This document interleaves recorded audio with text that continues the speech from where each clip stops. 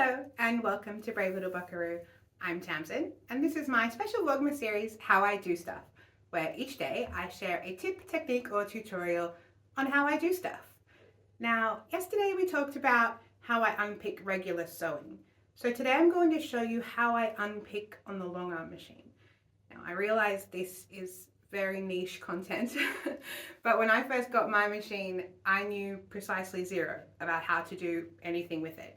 So every time I came across a problem, I had to go to YouTube or somewhere and find someone else who was kind enough to have made a video showing me how they do it. So I'm hoping that someone out there at some point may find this useful. Okay, let's get started. Okay, so here I just have some practice stitching that I've done at some point, and I've popped it back on the frame so I can show you how we unpick it. So I'm going to start over here, and I've just lifted up these first few threads to get a little bit of a tail.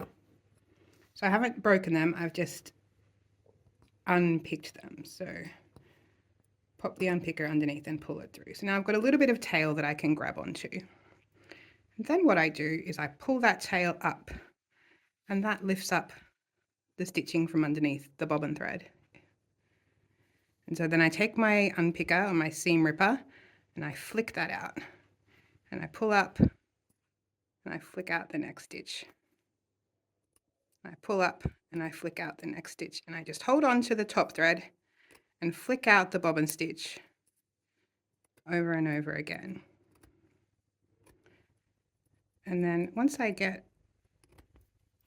a bit of thread in my fingers there, sometimes if you want to, slice through and you get to pull up a whole bunch of threads all at once. It's very satisfying.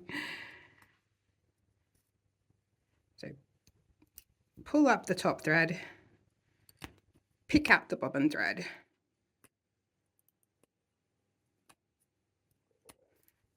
and then every now and then slice that bobbin thread and keep pulling the top thread, and you get a whole bunch of stitches. Now, when this thread gets very long, what I like to do if I have a lot of unpicking is I just grab an old cotton reel or thread spool and I wrap the end of that around, and then I hold it on there. And in that, what that does is stops me from wrapping the thread around my fingers, because over time, if you wrap it, as you're pulling, the thread gets longer, you wrap it around and around your fingers, and then eventually you lose circulation in your fingers and it starts to really hurt. And sometimes you're gonna accidentally, or it'll snap and you'll lose your top thread, and then you just need to start again. Just pick out some of those top thread stitches until you have enough to grab a hold, and then snip some of your bobbin threads.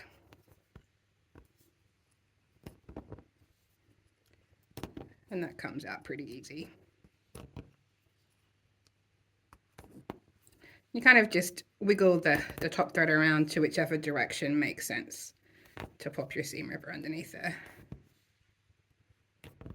And then just come through and pick out those bobbin threads. You can also use a lint roller to do that. There you go. And then rather than wrapping that around your fingers and doing yourself a damage, wrap it around a thread spool, and then you can go for ages. And then just as it gets longer, wrap it around.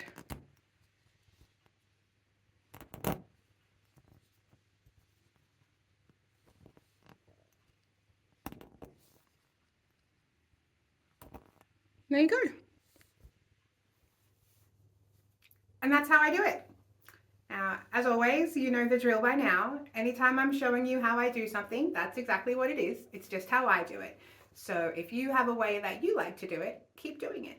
But if you find this helpful, take what you like and leave the rest. And if you've got a great way to do something, let us know in the comments below so we can all learn something. If you have any questions, if there's anything you would like to see me do, let me know and I'll do my best. Okay, that's all I've got for you today. I'll see you tomorrow. Love you, bye.